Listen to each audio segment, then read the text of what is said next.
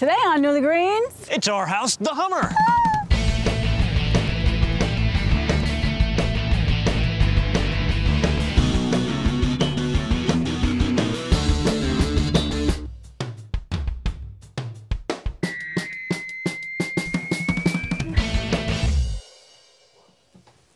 Hi, and welcome to Newly Greens.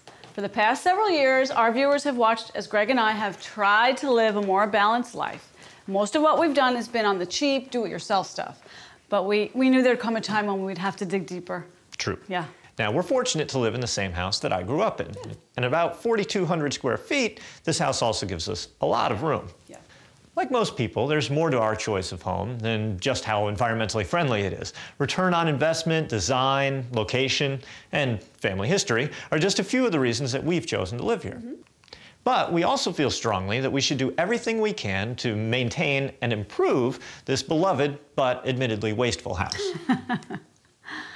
Besides being the single largest investment for most families, homes and buildings are also responsible for 40% of energy consumption in the U.S. So there are huge environmental and financial gains to be made if we can fix up our old homes. That's why we're dedicating the next few episodes of Newly Greens to home efficiency improvements. Now, we're lucky because in 2009, New Jersey enacted one of the first cash incentive efficiency programs called Home Performance with Energy Star. The first step after enrolling in the program is getting an energy audit, which we'll be doing today. So we invite you to join us over the next few episodes of Newly Greens as we fix the problems that our audit reveals. But you won't just hear about our problems. And there are lots of those, but but you'll also learn about how buildings operate and common problems to look out for. You'll also learn about cash incentives that may be available to you. As always, we'll leave you armed with time and money-saving tips to get you started. Actually, we're going to share highlights from 2 audits today. A little later, we'll examine our home with Tom Testa from Home Energy Diagnostics. But to get us started, we're going to walk through our friend Zorena's home with Ed Schwartz and Ray Russell of Green Living Solutions.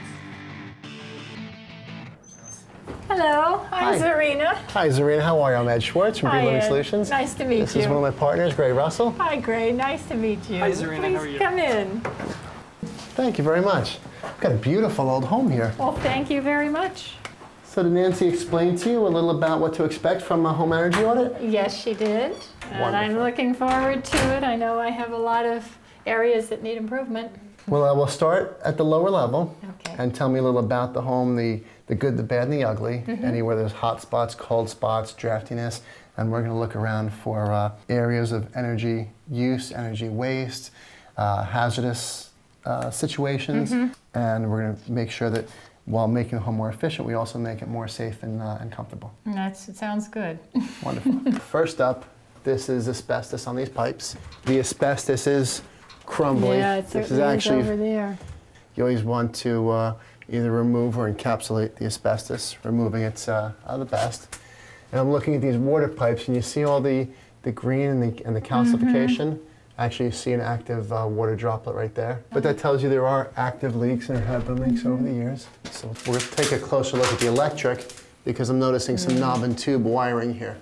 Knob and tube, if installed correctly, was a wonderful system. You ran into some problems because if you look here, if you strip down the wires, and that can happen either intentionally or by little critters chewing on it, you expose the copper.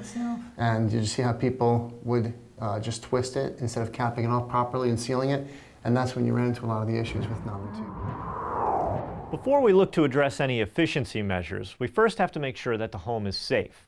So we're concerned about issues like moisture, mold, and mildew, because when we make a house tighter, any of the negative effects that are caused by these kind of detrimental things will be exacerbated. We're also worried about things like the electrical system. We want to make sure that it's up to code, because as we start to blow insulation into the walls and chases, we could actually potentially shift any old or faulty wiring, causing a short circuit or maybe even a fire. Health and safety issues like these often don't come up until a home inspection when the house is ready to be sold. And then those repairs are deducted from the sale price. So of course you're going to eat that one way or another. By tending to them now, we not only qualify for cash back on improvements, but we get the added benefit of living in a safer, healthier home. Here's Tom Testa from Home Diagnostics with more on home safety. If you're thinking in terms of just saving energy, there's a lot of other things that go with what we call the whole house approach. I look for signs of perhaps loose asbestos, moisture. Also, the boiler, the hot water heater, they're two big components because these are your combustion appliances. And it's important that these draft properly, because when we tighten up a house, we're going to change a lot of the dynamics. We're going to cut off a lot more combustion air that this might need. You may very well have carbon monoxide leakage, gas leakage from your gas pipes, and not know it, and perhaps this thing is backdrafting.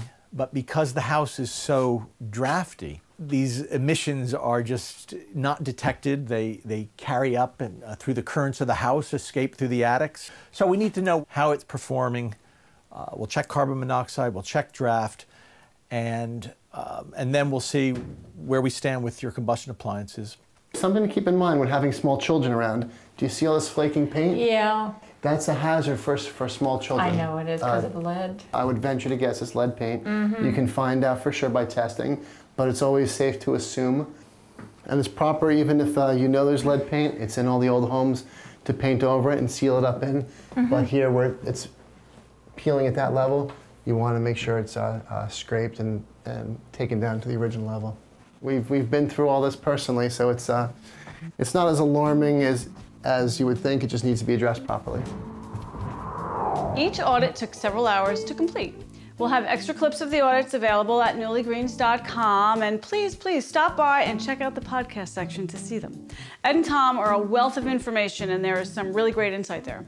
And when we come back, we move from safety into home performance. Hey everyone, just want to thank you one more time for watching Newly Greens, and please send any questions or comments that you have to info@newlygreens.com. And a final reminder that we stream our radio show live every Thursday from 8 to 9 a.m. Eastern Time. And you can catch that at wpradio887.org. Thanks so much. Take care.